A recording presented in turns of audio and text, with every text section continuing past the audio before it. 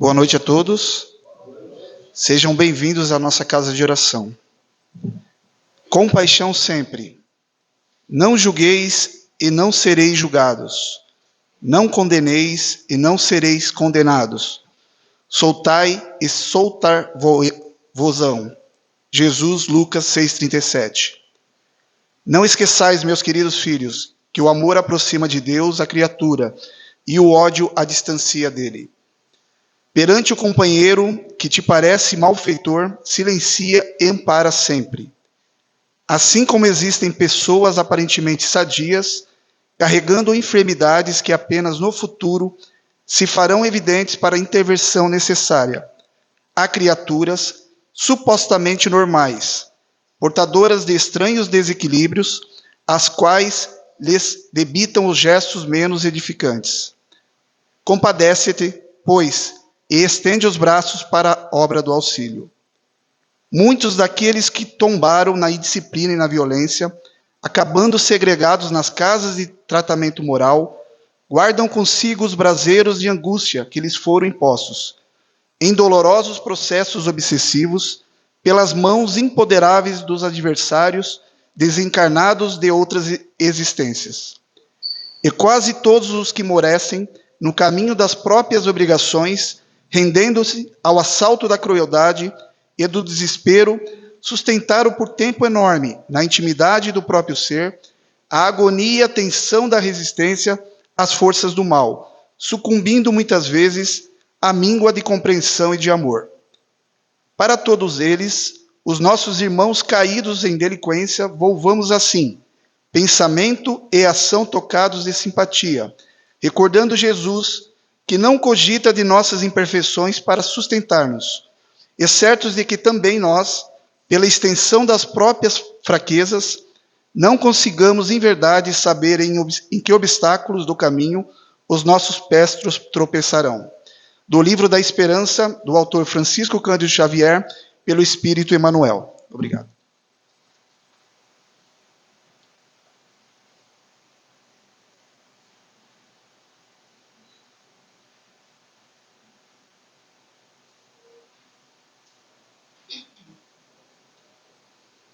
Boa noite.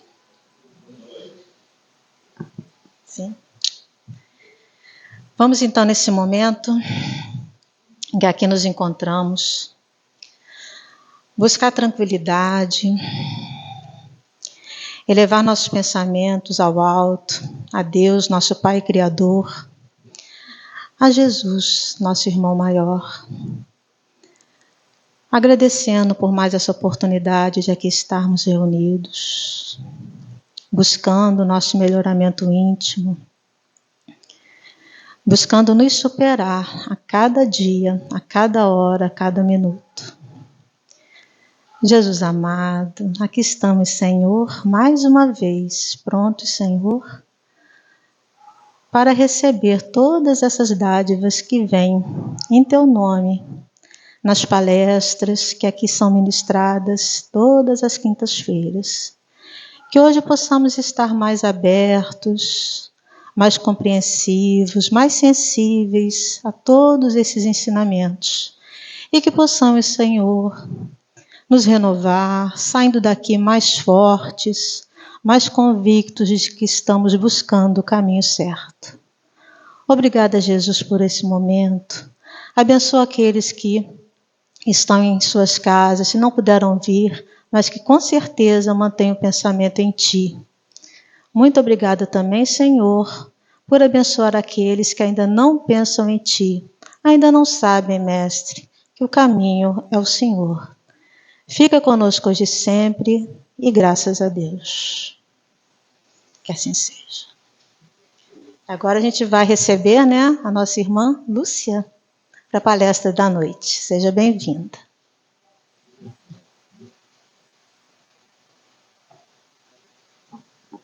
Boa noite a todos. A gente começa, quando vem muito ao centro, a reconhecer alguns rostos, né? Então, a gente se sente assim, acolhido como quem reencontra velhos amigos. E isso é muito bom. O tema que eu trago hoje é, afinal, o que é o Espiritismo?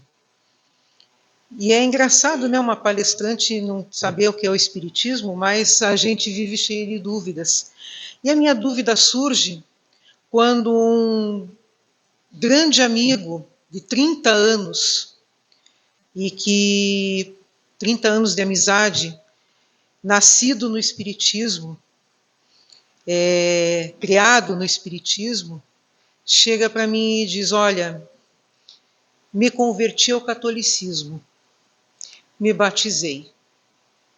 E eu fiquei assustada, porque conversávamos muito, debatíamos, às vezes até participávamos do evangelho juntos para poder debater, né, os assuntos, trocar ideias. E aquilo me deixou um pouco assustada. Eu disse: mas o que te fez mudar assim tão radicalmente, né? E ele me diz: eu não vejo no espiritismo a arte, a música, não vejo a beleza que existe na Igreja Católica. E aquilo me fez pensar, afinal, o que é o espiritismo, né? E em busca dessa pesquisa, é lógico que a gente começa pela tríade de Allan Kardec, né? O aspecto científico, filosófico, religioso, que é a base que vai nos levar ao conhecimento do espiritismo. Mas a gente tem que entender que certos fatos não nasceram com o espiritismo. A reencarnação, a comunicabilidade não nascem com o espiritismo. A gente vê a comunicabilidade dos espíritos com os feiticeiros, as pitonisas, os adivinhos. Isso há quantos séculos atrás? Há centenas de anos atrás, milhares de anos atrás. Então a comunicabilidade existe, sim. O espiritismo apenas deu uma forma para que a gente conseguisse entender. A mediunidade não é privilégio dos espíritas, porque a gente vê em muitos cultos religiosos, pastores, padres, darem comunicação. Muitas vezes eu já vi pastores no lugar onde eu trabalhava que iam às vezes conversar com os funcionários e diziam: Jesus está me falando, Deus está me falando. Comunicabilidade. Só que do jeito que eles entendem. E isso é muito legal, porque não importa o caminho, está indo, está indo. Mas, voltando ao nosso estudo e à nossa pesquisa, a gente percebe que Allan Kardec, ele se vale da metodologia científica de Descartes. Então, quando Kardec se depara com aqueles fenômenos que acontecem, das mesas girantes, as cestas que escrevem, as batidas nas paredes, ele se despe de todo o preconceito, de tudo que ele conhece até então. E seguindo a metodologia de Descartes, ele vai dividir o objeto de estudo em partes, vai começar pelo mais fácil, vai indo para o mais difícil, ele volta, ele revisa, experimenta, busca esses experimentos em outros lugares, até chegar a um denominador comum. Então, é interessante até que temos um colega de espiritismo, o Adair Ribeiro Júnior, de Minas Gerais, que é engenheiro, alguns devem ter visto palestra dele já. Ele tem um estudo científico, uma pesquisa científica sobre os documentos históricos de Allan Kardec. Esses documentos podem ser achados no site allan-kardec.online. E é bem interessante esse estudo que ele está fazendo, porque ali ele viu que Kardec, porque a gente fica imaginando como ele fazia essa pesquisa, né? Como que ele chegava a esses denominadores. Ele fazia como se fossem catálogos de assuntos. Então, como ele separou médiuns de vários lugares, onde ele mandava as mesmas perguntas e recebia essas respostas, ele fazia esses catálogos sobre assuntos, sobre a forma do desencarne, sobre a vida depois da morte. Cada catálogo que depois ele juntava, via o que havia em comum naquele estudo científico e dali ele fazia o documento. Documento esse que também transformou-se no Livro dos Espíritos em primeiro lugar, né? E esse aspecto científico a gente consegue observar até hoje. É só ir no Facebook. Quantas vezes a gente abre o Facebook e encontra uma criança de 2 anos tocando piano? Uma criança cega tocando piano? Crianças que sabem fazer equação com 3 anos? O que é isso, se não é a prova da reencarnação? Quantas vezes a gente vê os vídeos de colegas nossos, irmãos nossos, espíritas, que trabalham com a psicografia e trazem a famílias, como Francisco Cândido Xavier fazia, a comunicação daqueles que já partiram. E a gente vê os relatos, nossa, a assinatura é igual. Só ele falava isso para mim. Ninguém sabia desse detalhe. É a prova que nós temos hoje da comunicabilidade dos espíritos. O próprio livro de Chico Xavier, o livro chamado Cartas de uma Morta, onde sua mãe relata, por exemplo, que ela tinha muita vontade de conhecer Marte, e ela teve essa oportunidade. E ela descreve no livro Cartas de uma Morta, Marte com um brilho azul intenso quando amanhecia, ao nascer do sol. Isso em 1930 e bolinha. Em 2006, o telescópio Hubble captura o brilho azul em Marte. É incrível, né? Ciência. Então, o aspecto científico fundamenta de uma forma muito bem alicerçada essas questões que transcendem o limiar entre a matéria e o espírito. Depois, Kardec, com o decorrer das comunicações que ele recebe, já escrevendo o Livro dos Espíritos, com ainda não tantas perguntas como tem agora, a gente vai sentindo que ali existe um aspecto filosófico, porque quando você vê a sequência das perguntas, as questões da forma que são conduzidas, a gente percebe que as nossas perguntas mais íntimas vão sendo respondidas. E é interessante ver que os filósofos, eles não aceitam o espiritismo como filosofia, porque não existe uma assinatura, porque Kardec não se diz autor das obras, ele se diz codificador. As obras são dos espíritos. Ora, se as obras são dos espíritos, como pode se assinar como filosofia?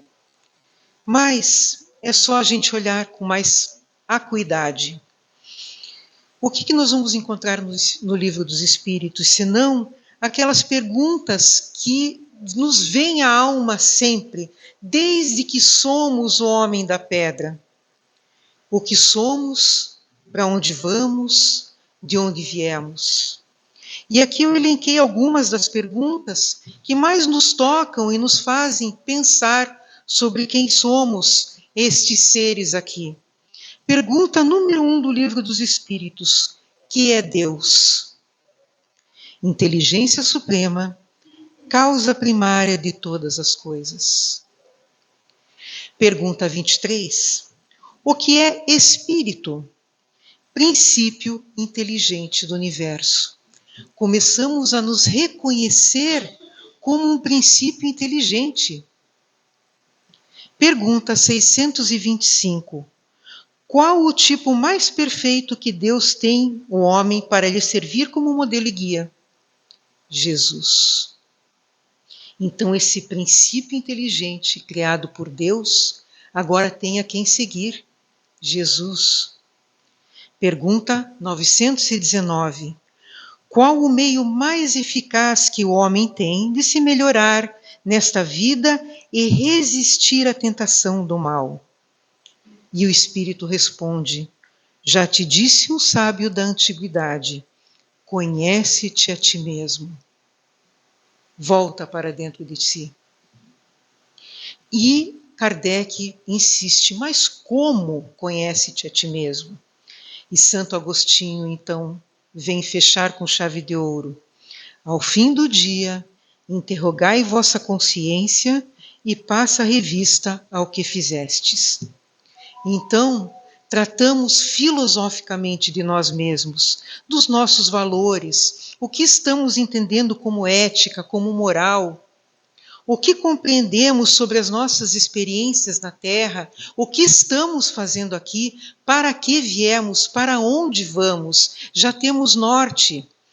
Fala da ação e reação, que temos que cuidar do que falamos e pensamos, que tudo que fizermos vamos colher, que então devemos seguir a colheita, a semeadura do bem. Isso nos traz consolo, nos traz direito à reparação, nos traz autoconhecimento, nos traz livre-arbítrio.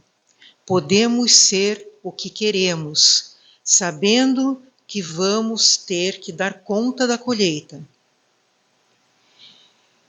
Seguindo esse aspecto, essa tríade,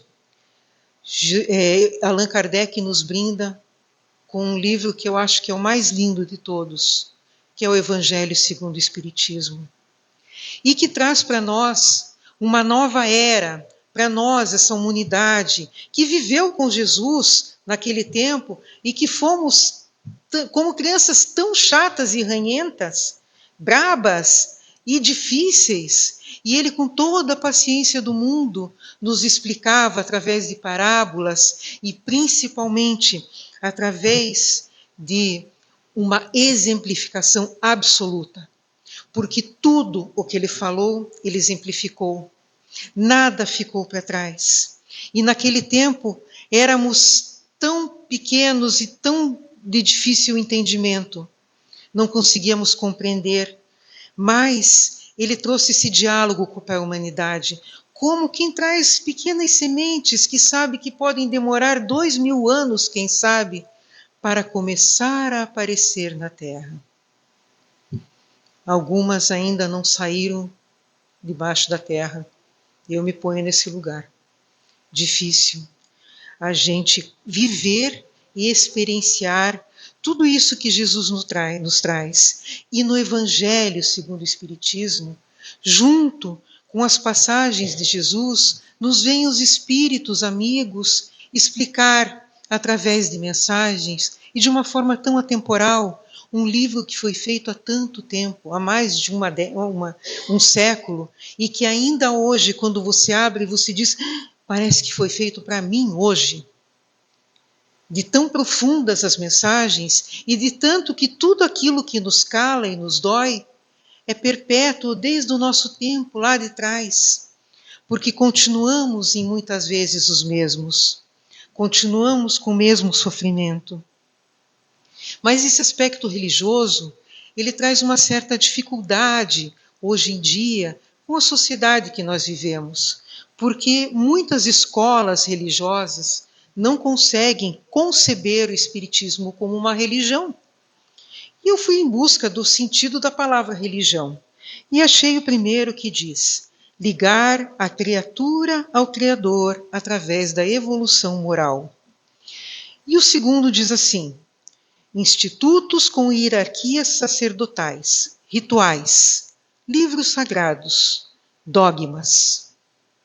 Fica claro o caminho que o Espiritismo toma, porque nós, através da pesquisa, da ciência, da filosofia, do conhecimento, do estudo, da fé raciocinada, dos questionamentos, de podermos ter esse diálogo com os espíritos através da boa leitura do Livro dos Espíritos, através da leitura e acolhedora do Evangelho segundo o Espiritismo, nós temos então essa ligação enquanto criaturas com o Criador e nos entendemos como os cristãos de Jesus, porque nós buscamos através da exemplificação de Jesus como modelo e guia da humanidade, aquele que vai nos conduzir à nossa evolução. Mas entendemos que ainda é necessário para muitas escolas religiosas que esses institutos com hierarquias sacerdotais, rituais, é importante e é necessário, porque também faz parte da evolução. E por isso eles estão aqui, senão já teriam sido descartados pela própria história da humanidade. Então, certos irmãos realmente precisam ainda dos dogmas, precisam das ritualísticas, e são os cristãos homens, porque eles são dogmatizados. Mas está tudo bem, e é isso que importa, porque muitos de nós que aqui nos encontramos também pertencemos a outras religiões em algum momento, e talvez hoje ainda, por uma questão cultural e familiar, ainda vamos a outros locais, e não tem problema. Não tem problema, porque o que importa é a vibração, é a harmonia, é a fé que cada um desses lugares traz e que nos alimenta a alma. O plus do Espiritismo está no conhecimento e no autoconhecimento.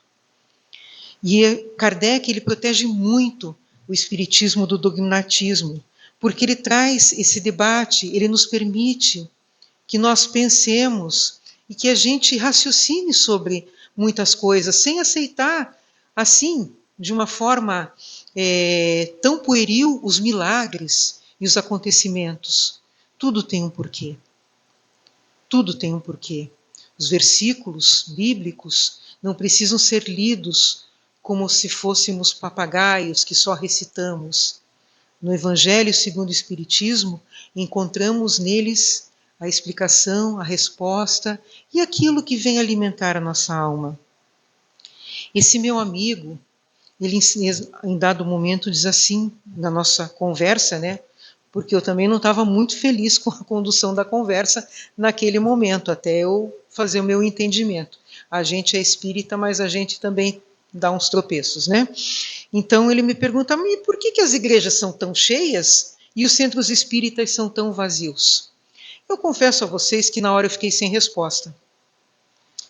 Eu confesso. Mas depois eu parei para pensar. Quando eu li o capítulo 18 do Evangelho, que é muitos os chamados e poucos os escolhidos, que fala da porta estreita. O Espiritismo é uma porta muito estreita. Sabe por quê? Porque ele fala de nós para nós. E às vezes a gente não quer se conhecer. A gente tem dificuldade de aceitar os nossos limites, os nossos defeitos, porque o nosso orgulho, a nossa vaidade, o nosso egoísmo são tão grandes que eles criam uma barreira nossa para conosco mesmo. E o Espiritismo é esse convite, porque ele não vai terceirizar os nossos pecados. Ele não vai dizer, cumpra uma penitência e você está perdoado. O Espiritismo vai dizer, causas atuais das aflições, causas anteriores das aflições, o bem e o mal sofrer. O Espiritismo, ele vai nos trazer amadurecimento. E é tão difícil a gente amadurecer, porque a gente tem que pisar nas pedras do caminho. A gente tem que quebrar os nossos próprios grilhões. A gente tem que cuidar dos nossos pensamentos. A gente tem que aceitar o outro sem julgamentos. E a gente às vezes não está preparado para nada disso.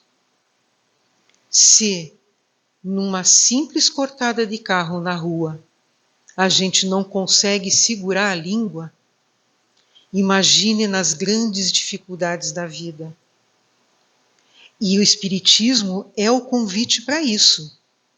A porta está aberta. Venha, como Jesus nos convida desde 2000 anos atrás. Venha, me segue, vem comigo. E a gente tem medo de ir, porque é muito complicado. Eu não tenho que cuidar da vida do outro, eu tenho que cuidar da minha. E é muito difícil. Mas ele é acolhedor. Porque ele nos mostra que se a gente não conseguir nesta vida terrena, nós teremos outras oportunidades. E que tudo é ciclo. E que tudo passa. Tudo passa. E isso é o mais importante. Eu trouxe uma curiosidade sobre a movimentação do Espiritismo ao longo da história. O Espiritismo tem pouco tempo, né? 100 e poucos anos. Mas ele fez um movimento muito rápido no período histórico, porque ele sai do berço e ele fica no aspecto científico na Inglaterra. Vocês vejam só, não fica em Paris, não fica na França, fica na Inglaterra. Depois ele deixa só o aspecto filosófico dele na França. E ele atravessa o oceano e vem para o Brasil. Olha como é tudo perfeito, como a espiritualidade, como Jesus se preparou para que o espiritismo florescesse. Por quê? Se ele se mantivesse na Europa, logo no começo do século XX, já começaram as 2 guerras mundiais. Não teria sobrevivido, como muita coisa não sobreviveu. Então foi muito importante fazer com que o espiritismo viesse para o Brasil. E aqui quantos médiuns, quantas pessoas abraçaram essa causa e tornaram-na importante. Bezerra de Menezes, Divaldo, Chico, Raul Teixeira e tantos outros que tem por aí. E nós, que estamos aqui, tentando adentrar a nossa porta estreita, passar por ela, e nos tornarmos realmente espíritas. Daí eu penso assim, mas afinal, fiz esse estudo. Ciência, filosofia, religião. Afinal, o que é o espiritismo? O espiritismo, gente, é esse caminho que Kardec faz pelos pilares.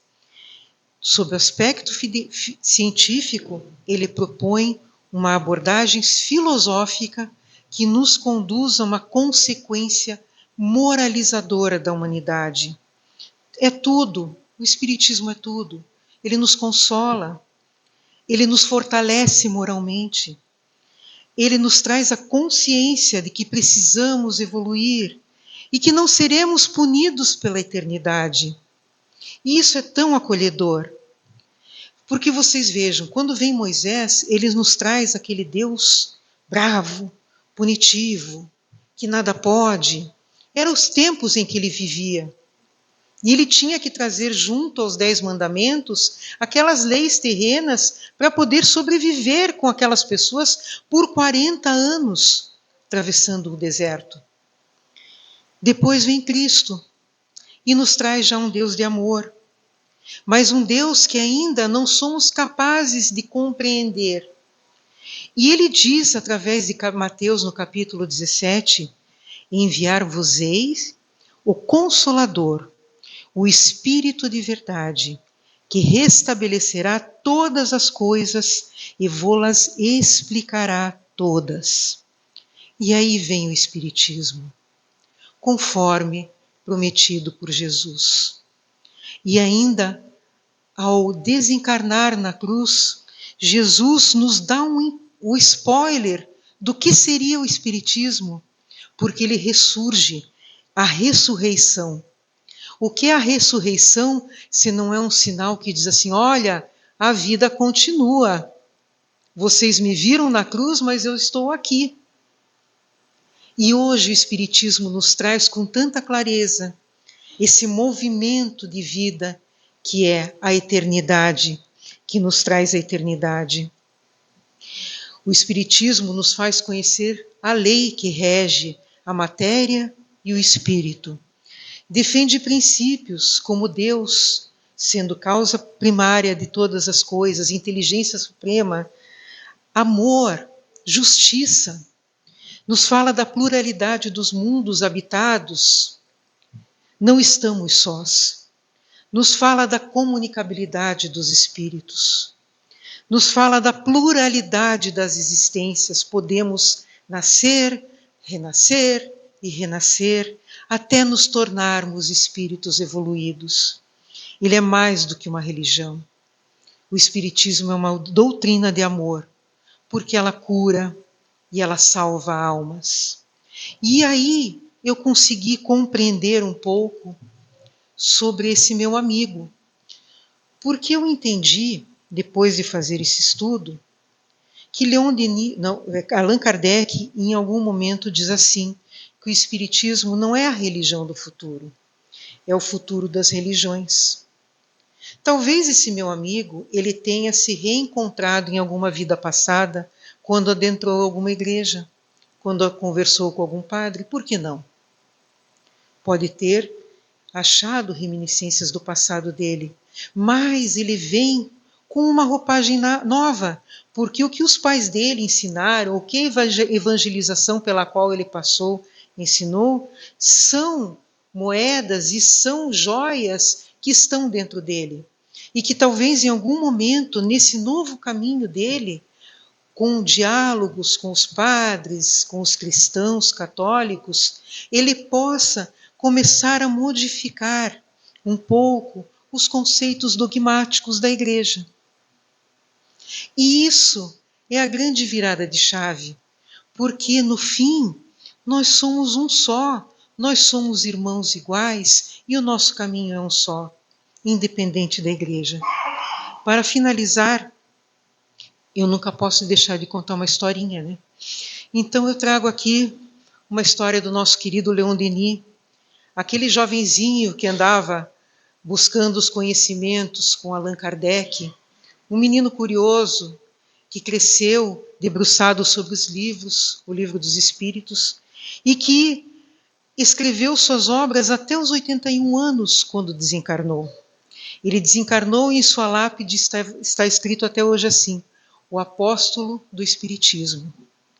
Certa feita, Leon Denis fazia uma palestra, como eu estou aqui agora fazendo uma palestra, e em dado momento alguém levanta a mão, um senhor levanta a mão e diz: se você diz que o Espiritismo é uma religião, onde estão os teus templos?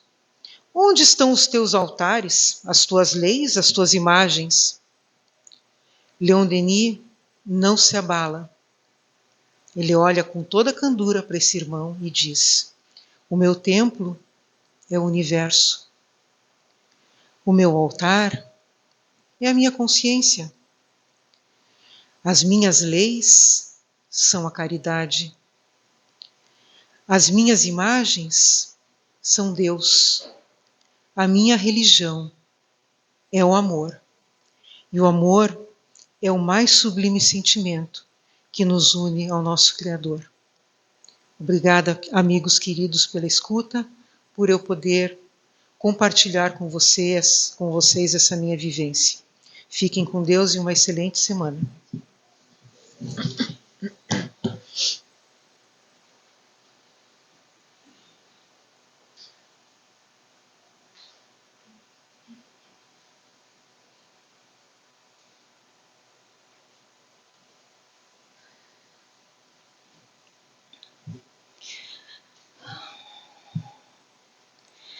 Então, embalados por todo esse conhecimento que a irmã nos trouxe essa noite sobre o Espiritismo, queremos agradecer, Senhor, a esse Consolador prometido que chegou aos nossos corações, porque não estamos aqui à toa, viemos já de boa vontade, firmamos nossa determinação, nossa vontade em aqui estarmos, buscando nos melhorar.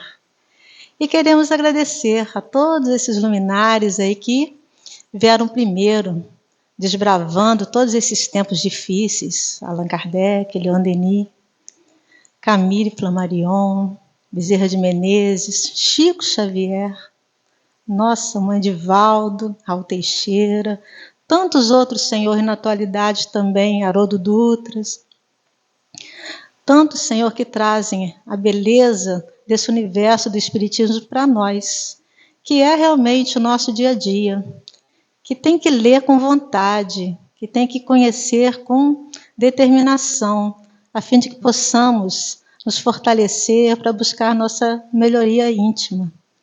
É assim, esse é o caminho. O Senhor nos delegou esse caminho há muito tempo e espera por nós. E nós queremos, Senhor, já nesse momento, nos melhorar, a fim de que possamos pesar menos na contabilidade divina e fazer com que nosso caminho seja leve, seja tranquilo, junto com o Senhor, com esse amor maravilhoso, toda essa misericórdia que nos acalenta, que nos acolhe, que nos abraça a todo momento. Muito obrigada, Jesus. Muito obrigada, espíritos amigos que vêm nos esclarecer. Fica conosco hoje e sempre. Graças a Deus. E agora partiremos para a nossa segunda parte dos trabalhos, né, que são os passes. Aqueles que desejam receber o passe podem ficar nos seus lugares. Acho que a primeira prioridade serão as crianças, então os pais eu acho que podem se levantar, né, assim que o ajudante aí chamar. Muito obrigada.